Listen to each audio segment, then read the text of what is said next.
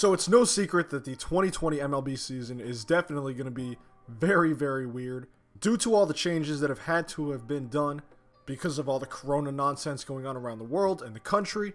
We are definitely in tune for a unique experience and one that we hopefully will never have to see again. And with only 60 games in a season, anything is truly possible. So I figured before the season starts to wind up, why not take a shot at trying to predict what's going to happen? So that is exactly what we're going to be doing here in this video, going through and predicting all 6 divisions, as well as a World Series and League Champion. And we got 30 teams and more to go through, so without wasting any more time, let's just go ahead and get straight into things. Starting off with the AL East, in first place, we have the New York Yankees, and I think having them up top is really not a surprise for anybody. I mean, the team is absolutely loaded. Their offense was great last year. They added Garrett Cole to head the pitching staff. With only 60 games, they can abuse the hell out of that bullpen of theirs. And just talent-wise, they're far and away above anyone else in the division, which is why I think they're the easy favorites for the AL East, and why they'll come out on top of the division. In second place, we have the Tampa Bay Rays, who I believe are very likely to be a wildcard team this year. Although they're not quite as good as the Yankees are, they have a ton of talent, and their pitching is fantastic. It got them very far last year, and I don't see why there's any reason that it won't do the same thing this year. They've got a lot of young guys, a lot of hungry players, and I think that's definitely going to be a big factor into them doing well this year. And all around, they're just a well-built ball club, and I think they'll be a good team again this year. Third place in the AL East, we have the Toronto Blue Jays, which may be surprising for a lot of people, but this team has a ridiculous amount of young talent, such as but not limited to Vlad Jr., Bo Bichette, Randall Grichuk, the racist one on the Astros brother, Teoscar Hernandez, and Craig Biggio's kid, mixed with some other solid veterans as well. The main problem on this team is the pitching, and it's not great, but at the same time it's also not terrible, with the top 3 of Hyun-Jin Ryu, Tanner Roark, and Chase Anderson, and of course Ken Giles in the bullpen. Now if they can get off to a hot start behind all their good young players, I think they could be a potential wildcard team, but I don't know if the pitching can hold up even over 60 games to get them in the playoffs. But definitely keep your eye on them because they could make some noise. At number 4, we have the Boston Red Sox. And I gotta be honest, I tried being as unbiased as I possibly could picking them. To be completely honest, this team is just an absolute mess right now. We have the whole situation with Alex Cora and his firing and punishment from the league. Of course, we have the trade of Mookie Betts to the LA Dodgers, and Chris Sale is also out for the year with Tommy John surgery, so there is not a lot going right for this team right now. Overall wise, they're not even a bad team. They still have really good talent on paper. It's just in this division, playing the teams they're going to be playing this year, the all-Eastern teams, they're just not as good as everyone else, and that's why I have them at 4th place. And of course in 5th place, who else could it be other than the Baltimore Orioles, who are absolutely nowhere near ready to compete unless they just do some devil magic bullshit and get off to a really hot start and force their way in. But the odds of that happening are very, very low. Their major league roster is basically a AAA team at this point, and we might as well just give them the first overall pick for just existing. Next up, we're going to be moving on to the American League Central, and topping off this division, I have the Minnesota Twins. And I think they're going to be even better than they were last year. Why is that? Because their amazing offense, which led the AL in homers, added Josh Donaldson to the equation, which is just absurd. And they actually did make an effort to improve their pitching in the offseason, picking up some guys like Kenta Maeda, Rich Hill, and Sergio Romo. And although these aren't big names or flashy names, they're still pretty darn good. And I don't see why they couldn't swing a trade for someone better before the deadline. But yeah, I really think they're just going to wash this division completely. And if they don't have to play the Yankees in the playoffs, I think they're a legitimate World Series threat and are probably in like my top 3 of teams that I think are going to actually win the damn thing. At number 2 in the division, we have the Chicago White Sox, and I have absolutely bought into the hype here. They improved quite a bit in the offseason, picking up Edwin Encarnacion to DH, Dallas Keuchel to fill out the rotation, Yasmani Grandal behind the dish, and they also traded for the young outfielder Nomar Mazara, who, yes, is still somehow like 24 years old. Besides all that, they have a pretty good young core, with guys like Eloy Jimenez, Tim Anderson, and Yon Moncada, and I think this is going to be a very hungry and motivated group of players. When was the last time the White Sox were in the playoffs or good? It's been a while, and these guys got to know that too, So I think they're going to get off to a very hot start and kind of shock the world a little bit. Next up at number 3, we have the Cleveland Indians, if they're even still called that by the time the video comes out. And you might be asking yourself, why are they so low? Well, for starters, that window is closing very, very, very quickly. The clock is ticking on Francisco Lindor's contract. They traded away Corey Kluber in the offseason. Carlos Carrasco is fairly high risk. I don't know if he's going to be playing this year, but you couple all of this with the fact that they didn't really do anything to improve in the offseason, and it's kind of troubling if you're a Cleveland fan. I have no doubt that they're going to absolutely beat up on the Tigers and Royals, but can they stay competitive with the White Sox and Twins? Those head-to-head matchups are going to be super, super important, and I think this is their year. They really have to go for it if they want to win a world title with this core. In the 4th spot, we have the Kansas City Royals, who didn't really change much from 2019. It's going to be another uneventful year in Kansas City. We might see some new flashy players come up and perform well, but other than that, it does not look like they'll be making a run at it, but you never know. 60-game season weirdness, anything's possible, but I highly doubt it here. And finally, in last place for the AL Central, we have the Detroit Tigers, who similarly to the Royals, have really not done anything at all to improve, and they're just going to continue to tank and just go from there. This year is a great opportunity for these two teams to try and see what they have in the farm system. Just bring them up to the bigs and see what happens, see if they can compete, and it should give them some kind of decent indication on how the future is going to look like and what they have to do from here on out. But they will definitely not be competitive this year, I'll tell you that. Moving on to the AL West, in first place we have the Oakland Athletics, who upon a closer look are a much nastier team than I thought. I mean, for starters, just look at the infield. You have Matt Chapman at third, Matt Olson at first, Marcus Semien at shortstop, who almost won MVP last year, and Franklin Barreto, coupled with a pretty solid young starting rotation, some other solid bats. This team is very well built, and with the season starting in July, that's about the month they start to play balls to the wall anyway, so the timing could not get any better for them. And I think we're going to see them play a lot of smart baseball with only 60 games left to go, and that'll eventually lead to them winning the division. Next up at number 2, we have the Houston Astros, and I do think it's going to be a very, very close number 2, because as much as we all despise this team and hate them, they have a ridiculous amount of talent. The only thing we really have to see is how much the cheating actually affected the players' abilities, because for all we know, they still could have been cheating last year. So this year should be the real test where we can see for sure just how good all these guys are. And they could still be very good, and they most likely will be, but with all the controversy surrounding them, and Dusty Baker at the helm, I don't think it's going to be as easy of a year as it normally is for these guys, but they'll still get carried by their absurd amount of talent. In third place, we have the Los Angeles Angels, and I have to make one thing very clear.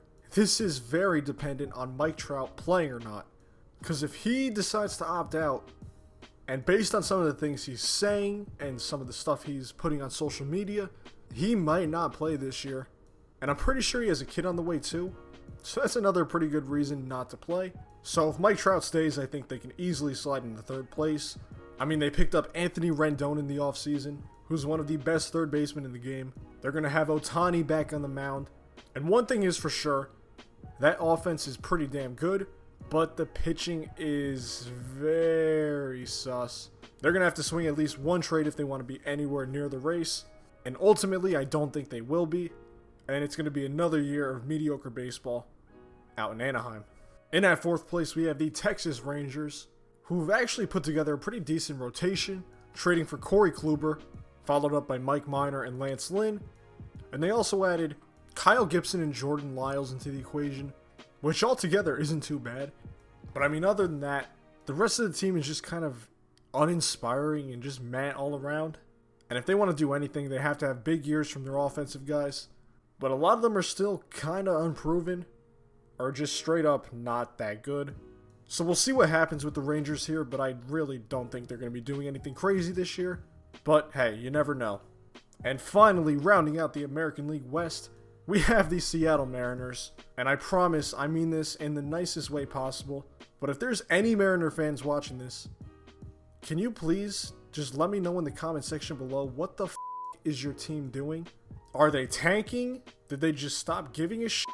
Do they think the team they have now is competitive? I mean, I don't know. I can't figure out Jerry Dipoto. I'm pretty sure they're tanking, but I really don't know.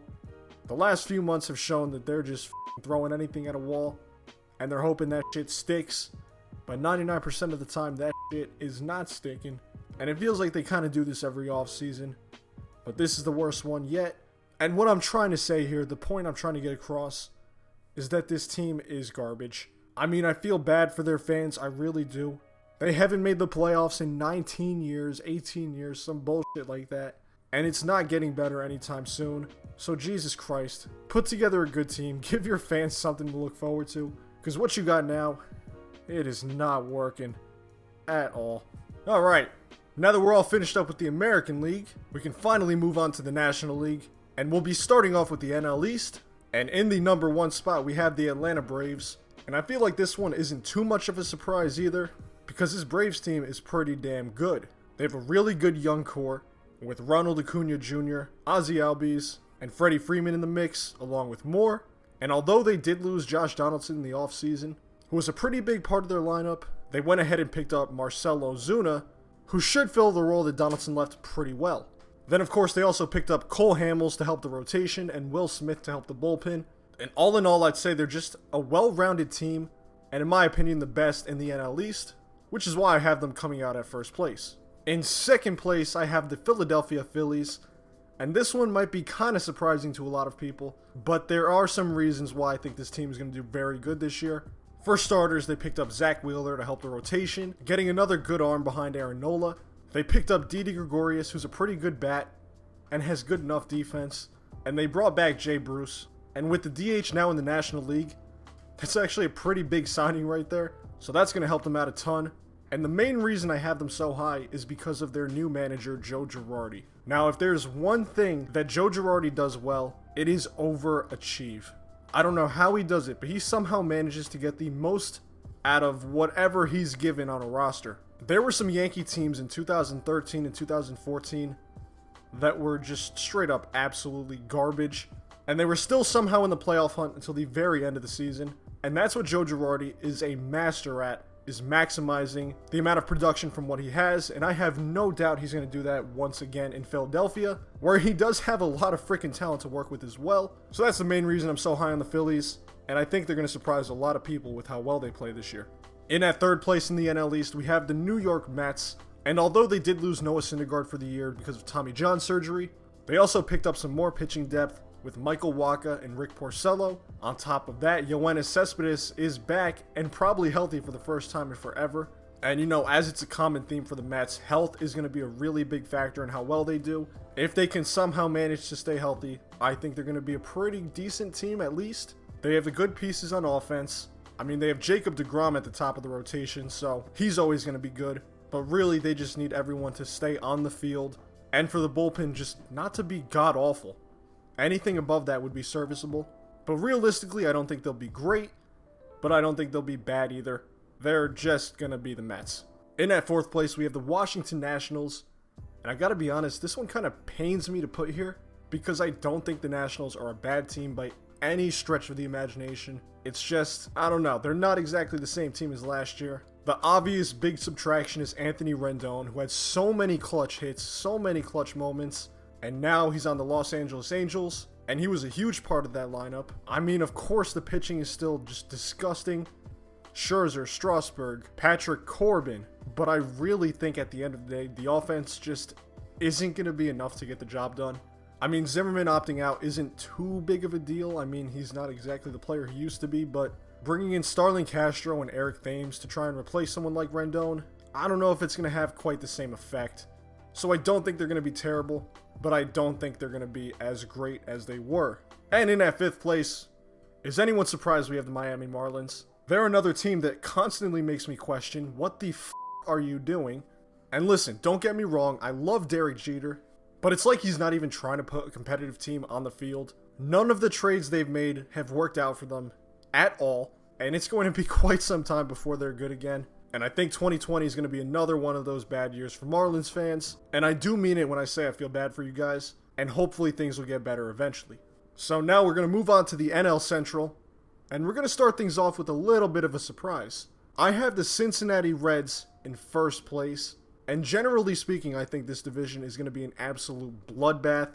So you're probably wondering, first off, why are the Reds in first? Well, the main reason for that is because I think they've improved a ton over the offseason, picking up Mike Moustakas, Nick Castellanos, Wade Miley, Shogo Akiyama, and just with some of those names, between Moustakas and Castellanos, this team is going to benefit a lot from having the DH this year.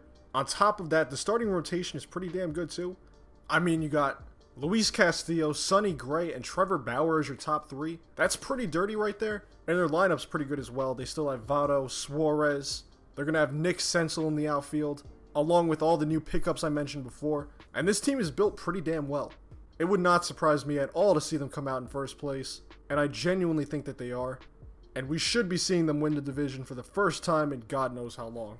In at number 2, we have the St. Louis Cardinals, who I think are going to be riding that great pitching once again.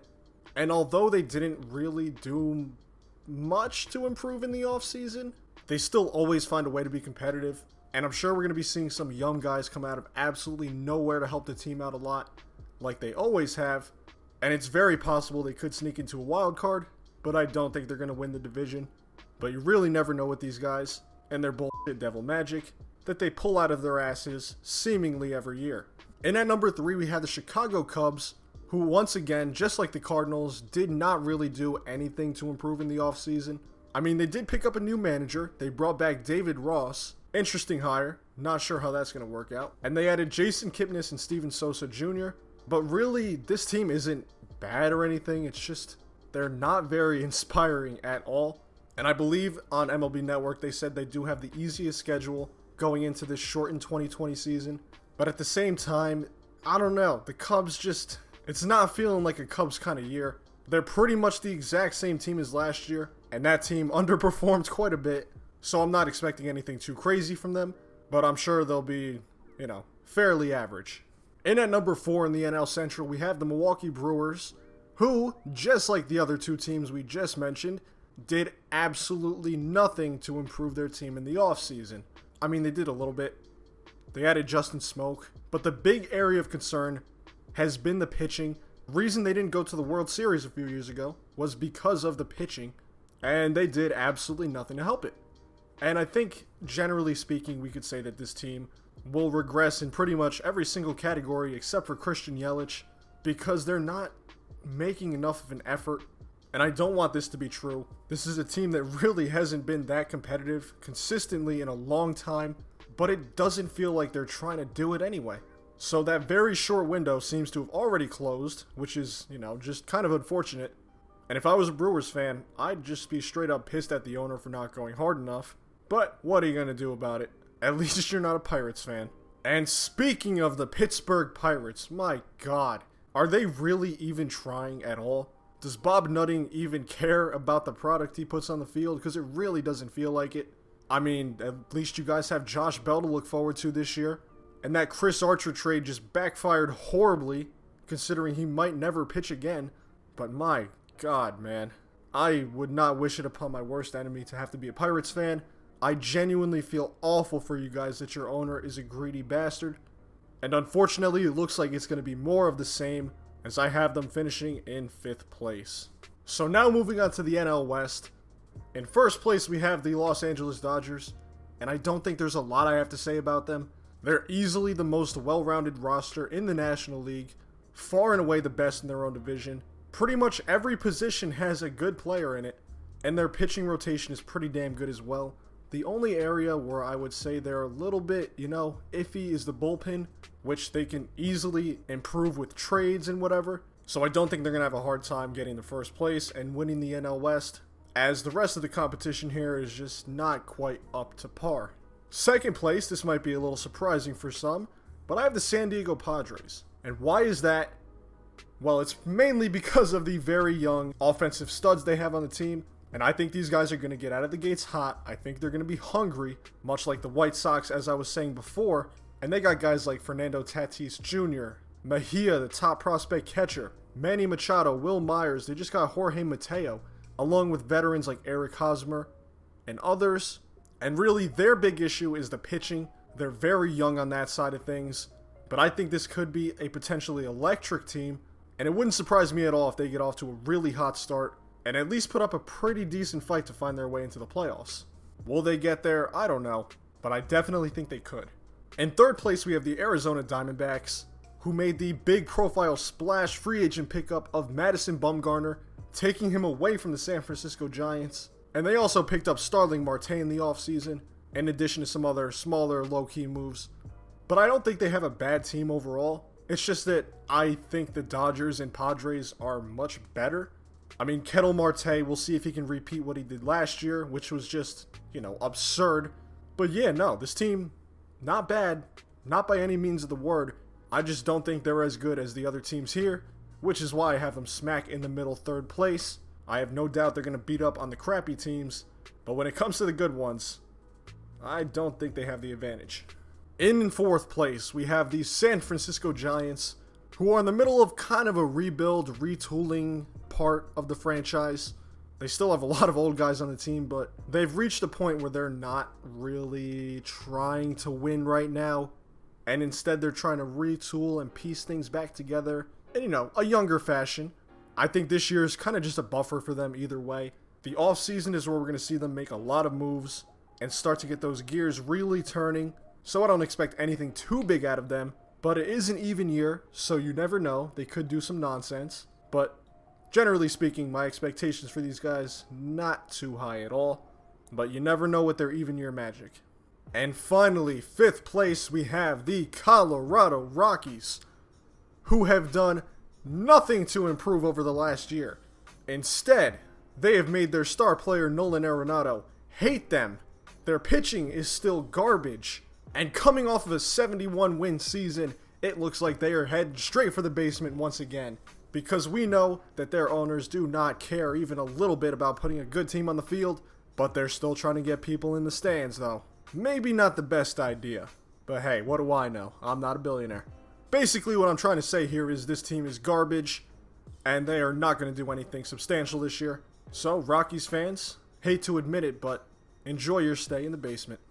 Now, as for some potential World Series winners and matchups I think we're going to see, I have two main kind of predictions here. I have my biased prediction and my little more, lenient, objective position. So my biased one is the Yankees-Dodgers in the World Series, with the Yankees coming out on top. Mainly for two reasons, because A, I like the Yankees, and B, that would be a really entertaining World Series to watch. A little throwback to all the ones we had in the 70s, and I think at the same time it's very possible. If we're speaking purely talent-wise, those two teams are both at the top of their respective leagues, and we could very well see them duke it out in the Fall Classic. Now, if we're going a little more objective, I would probably still go with the Dodgers for the National League side of things. But in the American League conversation, I'm really high on the Minnesota Twins. I think if they swing a trade for another relief pitcher, or maybe even another starter, that team is going to be absolutely dirty. And they already are to begin with. I mean, that offense is just explosive. But I think a lot of people are truly sleeping on them. And like I said before, if they don't have to play the Yankees in the playoffs, I legitimately think they're going to make it to the World Series. I mean, they just have so much firepower on offense, and the pitching, as it is now, is not bad at all. It's just a matter of beating those demons that they have, also known as the Yankees. But hey, those are just my predictions. But I want to hear your guys' in the comment section below, so be sure to leave those down there. And as always, if you enjoyed this video, be sure to leave a like and subscribe for more content. We'll have more stuff coming out soon. And as always, guys, thank you so much for watching. Stay safe out there, and be good. I'm out. Peace. Oh, and if you get a chance, check out my music channel, link in the description below. Thank you.